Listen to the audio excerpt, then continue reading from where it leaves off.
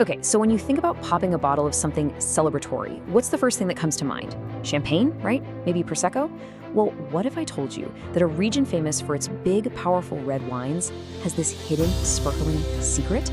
Today, we are uncorking the seriously surprising world of bubbles from the Rhone Valley.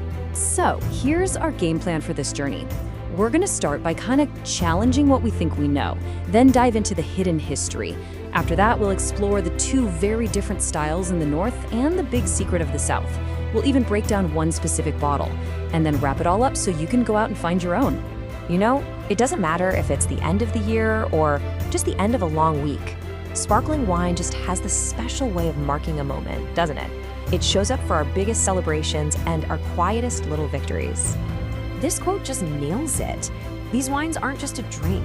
They're a ritual. They give us a reason to pause. They can soften a tough ending or give a new beginning that little bit of lift it needs.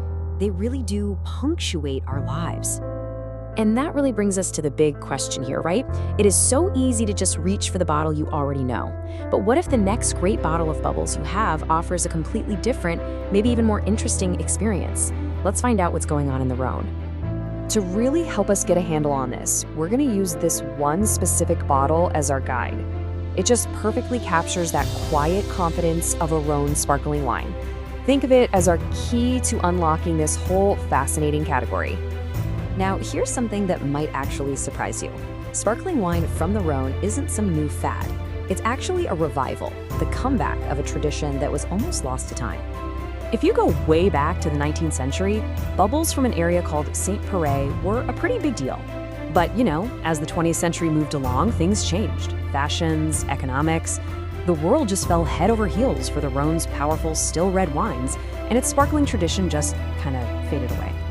So what we're seeing today isn't a new invention, it's a really thoughtful re-emergence, focusing on amazing quality and a true sense of place. So to really get these wines, you have to look at the Northern Rhone. It has two completely distinct personalities, and that's where this tradition is strongest. And wow, the difference here is just crystal clear. On one side, you've got Saint Péray. It's made from grapes like Marsanne and Roussanne, and we call it vinous and textural. What does that really mean? Well, think of it as having more body, a richer feeling, almost like a serious white wine that just happens to have bubbles. It's nutty and perfect for food. Then on the other side, you've got Crémant de Die, which is all about freshness, flowers, and just pure immediate joy. Two totally different ways of thinking about bubbles, all in one region. I absolutely love this way of putting it. It's perfect. Saint Péray is like the thoughtful, historic older sibling, while Crémant de Die is its bright, sociable, life-of-the-party counterpart. And that diversity is exactly what makes this region so exciting right now. Okay, so we've got these two styles in the cooler north. That makes sense. But what about the much, much warmer Southern Rhone? I mean, how on earth do you make crisp, fresh, sparkling wine down there? This is the crucial question. You absolutely need acidity and freshness for great sparkling wine. And that just seems like a total contradiction to the sun-drenched landscape of the South. So what's the secret? Well, the answer isn't about moving north, it's about going up. Altitude, that is the secret weapon. By planting vineyards way up high, winemakers can find much cooler temperatures. This lets the grapes ripen slowly, build flavor, and this is key, hold on to that vital, fresh acidity. It is a brilliant workaround for a warm climate. And all of this brings us right back to our guide bottle, the Château Rouanne. See, now that we have all this context, we can finally understand what makes this wine tick. So here's the deal with this wine. It comes from Vinsobres, which is one of the highest altitude, top quality vineyard areas in the whole Southern Rhone. And it's made by a producer who is famous for prizing balance and acidity over just raw power. It's the perfect marriage of the right place and the right philosophy. So what's it actually like in the glass? Well, it's not a loud wine. The color is really subtle, like early morning light. And the bubbles are super refined and elegant. It immediately tells you this is a wine about finesse, not force. And when you smell it, wow, you get this beautiful complexity. There's fruit like quince and raspberry, some bright citrus, and then you get this delicate hint of thyme. And that little note, that's the signature that whispers, hey, I'm from the Rhone. And on the palate, it is incredibly precise. Brut Nature just means there's no added sugar at the end. In some wines, this can feel a bit severe, but not here. Here, it just comes across as this crystal clear purity. The acidity is fresh, but it's not sharp, and it finishes with this clean, almost salty note. It's just a wine that really rewards your attention.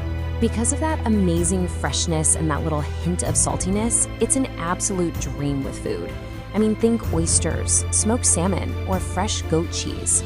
It's the kind of bottle you open as an appetizer that just effortlessly turns into dinner. All right, so as we wrap things up, what are the key things you should take away for your own adventure into Rhone bubbles? Okay, here are the 3 big points. First, remember, this is a revival, not some brand new invention. Second, don't forget the 2 faces of the North, the serious, food-friendly Saint Péray and the fun, joyful Crémant de Die. And third, in the South, freshness comes from altitude. It's all about height over latitude. You know, ultimately, what these wines show so beautifully is that they have their own unique voice. This isn't a wine trying to be champagne. It's speaking with a distinct Rhone accent. It's calm, it's textured, and it's full of this quiet confidence.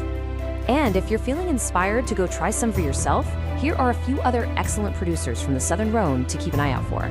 They each offer a really unique take on this exciting style. So the next time you're reaching for a bottle of sparkling wine, maybe you'll look for a different kind of story. One about a revival, about altitude, and a completely different kind of sparkle. Cheers to your next discovery.